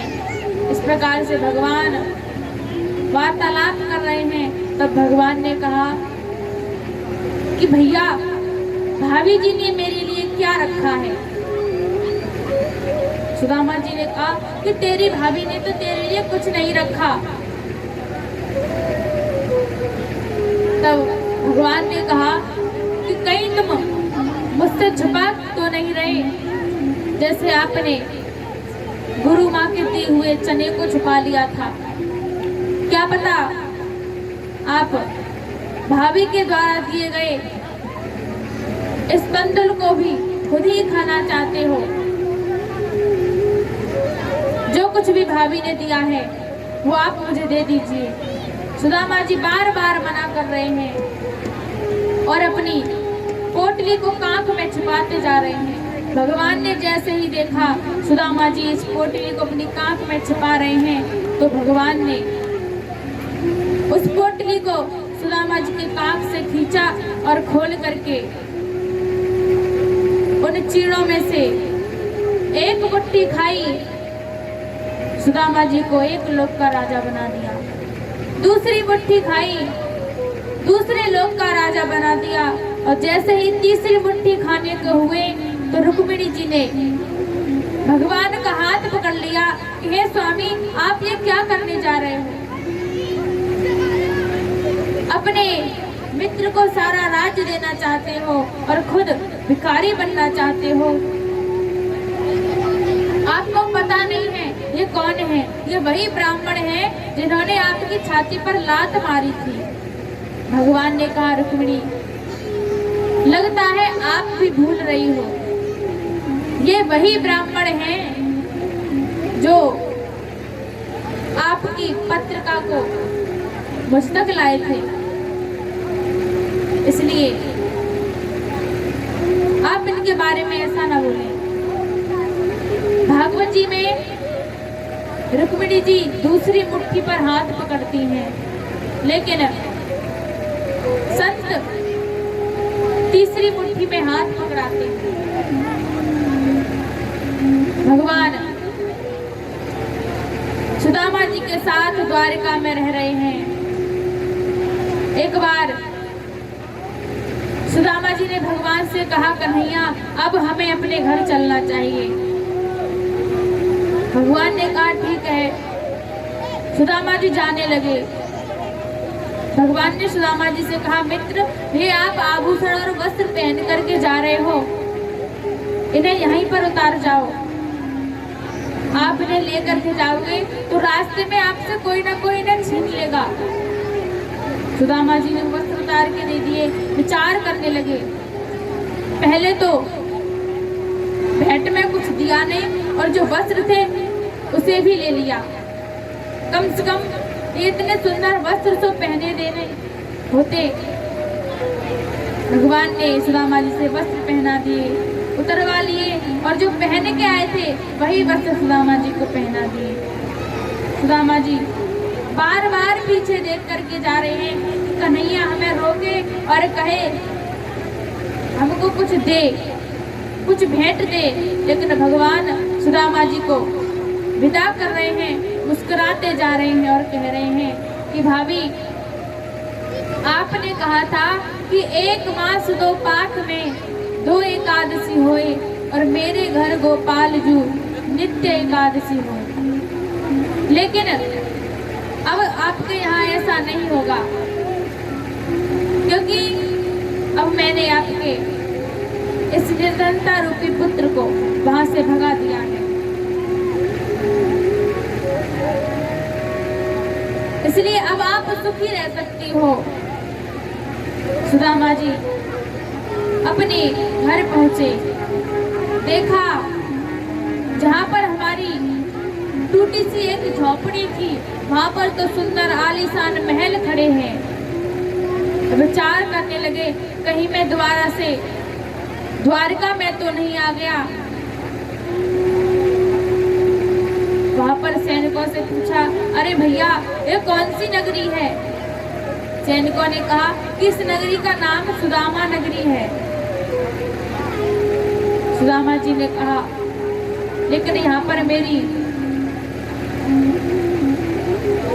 एक झोपड़ी थी जिसमें मेरी बट्टाइन गुजारा कर रही थी, मेरे बच्चे थे, पता नहीं वो झोपड़ी कहाँ गई, मेरी बट्टाइन अब कहाँ होगी, किस प्रकार रह रही होगी।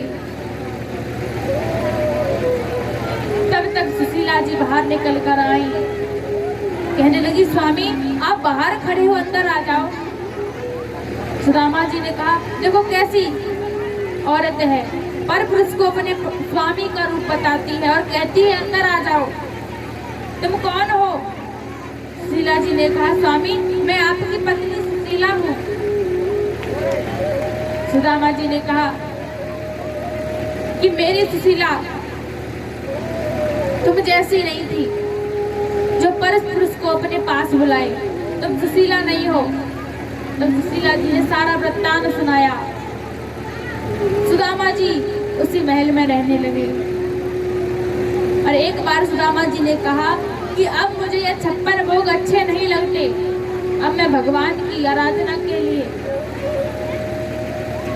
जा रहा हूँ।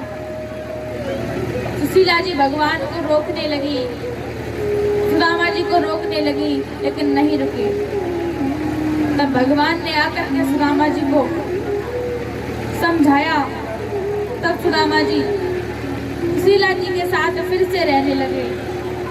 अब एक बार सुशीला जी खुद ही कहने लगी, स्वामी क्या हम उस टूटी झोपड़ी में रहा करते थे, गर्मी उसी टूटी सी झोपड़ी में सहन करते थे, बारिश में भी उसी में भीगते रहते थे, खाने को भोजन नहीं था, लेकिन आज 56 भोग भी अच्छे नहीं लगते।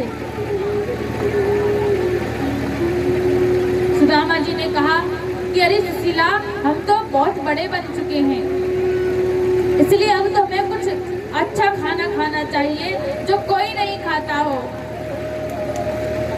कि सोने की तो दाल बनाओ, चांदी की वो रोटी, नवरत्नों का साग बनाओ, तड़को हीरा मोती। नवरत्नों को साग बनाओ,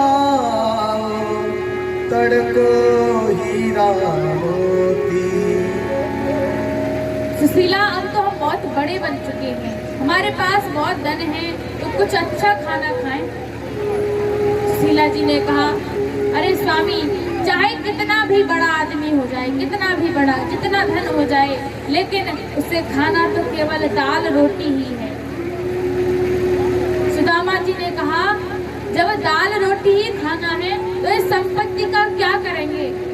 दाल रोटी तो पहले भी खा रहे थे, उस प्रकार अब भी खा लेंगे। बड़े होने का तात्पर्य ही क्या है, जब गरीबी में भी दाल रोटी है और अमीरी में भी। इस प्रकार सुदामा जी ने कहा। सुशीला जी समझ गई और सुदामा जी के साथ जंगल में चली गई। वही मिलता है जो भाग्य में होता है कि कोई बिन रोटी मरे, दर दर की ठोकर खात, और कोई कार मोटर में चले ठाट बाट में। कोई कार मोटर में चले ठाट बाट में। कोई धनवान नौजवान है गुमान भरा, और कोई धनवान सुखी तड़प रहा खाट में। कोई धनवान दुखी तड़प रहा खाट में। कोई धनवान दुखी तड़प रहा खाट में। कोई भाग्यवीर साल ओढ़ रहे हो मखमल की, और कोई भाग्यहीन कोई भाग्यहीन गुजारो करे तात में। बाबा भिक्षुक है मेरो मन तो है मस्ती में, और मिलेगा वही जो लिखा है ललाट में। तोहे मिलेगा वही, मिलेगा वही, मिलेगा वही जो लिखा है ललाट में। कोई तो रोटी के लिए दर दर की ठोकरें खाता है, भीख मांगता है, बहुत सारे कष्ट झेलता है, लेकिन फिर भी उसे खाने के लिए भोजन नहीं मिलता, क्योंकि कहा गया है जो भाग्य में है वही मिलेगा। इस प्रकार सुशीला जी अपने पति सुदामा जी के साथ में भगवान के भजन के लिए चली गई और अपनी सारी संपत्ति दान कर दी, और वन में जाकर के अपने स्वरूप को, अपने शरीर को त्याग दिया और भगवान को प्राप्त हो गए।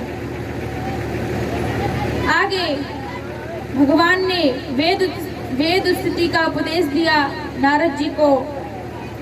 शिव का संकट मोचन सुखदेव जी ने परीक्षित जी को सुनाया, और भगवान माता देवकी के 6 पुत्रों को वापस करके लाए। एक बार भगवान ने विचार किया कि जब मैं धराधाम को चला जाऊंगा तो मेरे पुत्र पौत्र यहीं रह जाएंगे, और इनके उद्धार के लिए मुझे फिर से इस धराधाम पर आना पड़ेगा। इसलिए क्यों ना मैं इनका अभी उद्धार करता जाऊं, और अगर मैं अपने हाथों से मारूंगा तो लोग मुझे दोष देंगे कि इन्होंने अपने पुत्रों को ही मार दिया। इसलिए मैं इन्हें श्राप दिलवाता हूं। एक बार भगवान ने द्वारका में ऋषियों को बुलवाया, तो जामवंती नंदन सांब ने उन ऋषियों की परीक्षा के लिए स्त्री का वेश धारण किया, और ऋषियों के सामने पहुंचे और कहने लगे, हे ऋषि, ये बहुत ही दुखी स्त्री है, इसके कोई भी संतान नहीं है, और इसकी सास इससे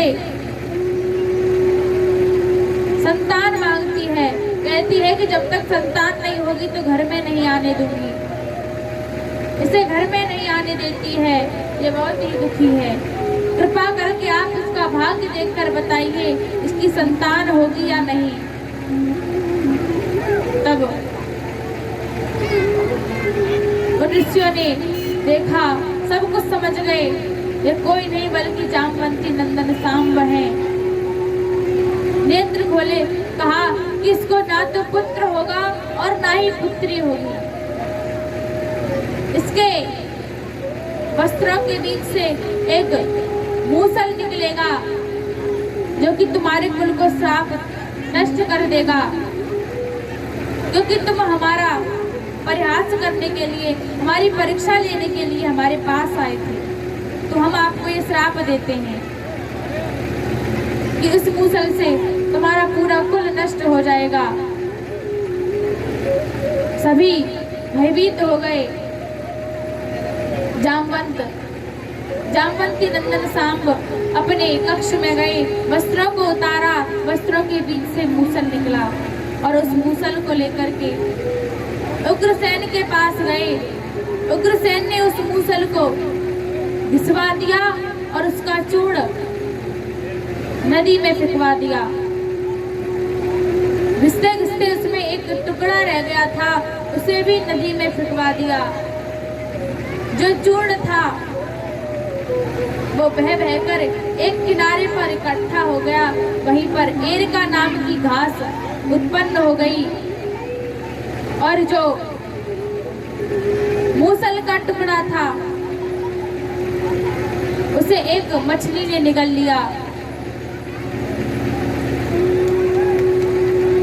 जब मछली ने निगल लिया तो एक मछुआरा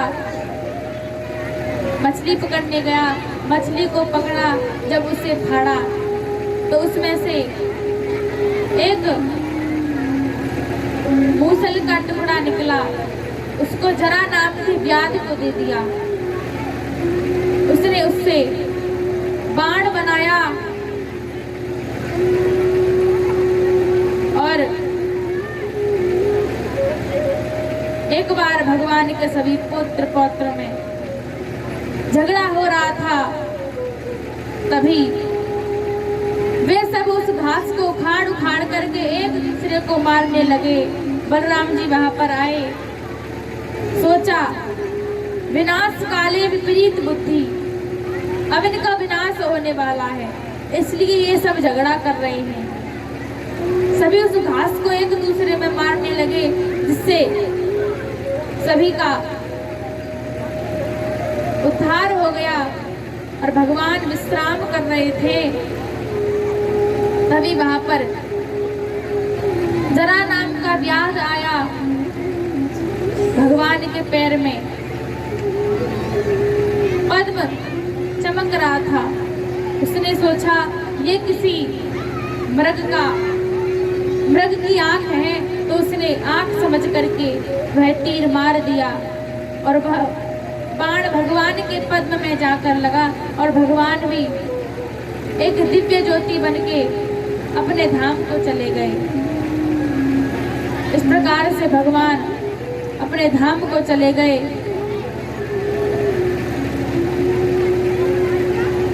आगे महाराज परीक्षित जी ने अवधूतोपाख्यान सुनाया। उसमें बताया कि दत्तात्रेय जी के 24 गुरु हुए। उन्होंने अपने जीवन में 24 गुरु बनाए और उनसे अनेकों प्रकार की शिक्षा प्राप्त की और शिक्षा प्राप्त करके भगवान का भजन करने लगे। सुखदेव जी ने अष्ट सिद्धि का वर्णन किया, कलयुग का राजवंश बताया और फिर 18 पुराणों के नाम बताए।